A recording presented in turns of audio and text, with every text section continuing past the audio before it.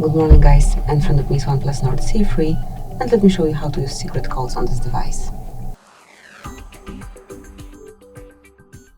So to enter a secret code you have to go to your phone dialer and then open keypad and let's start entering the codes.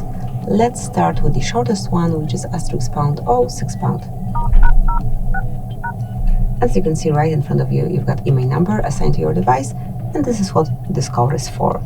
Tap on OK to exit, and another code that you can use is *pound, *225, pound*.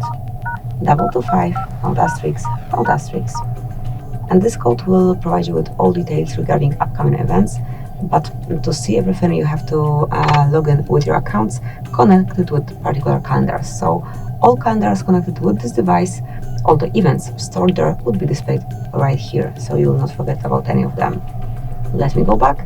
And the third and also the last code that I want to show you is *pound, 426, pound*. And here you've got the FCM diagnostic mode in which you can check events and status. So this is it, that will be all. Thank you for watching. Please subscribe our channel and leave the thumbs up.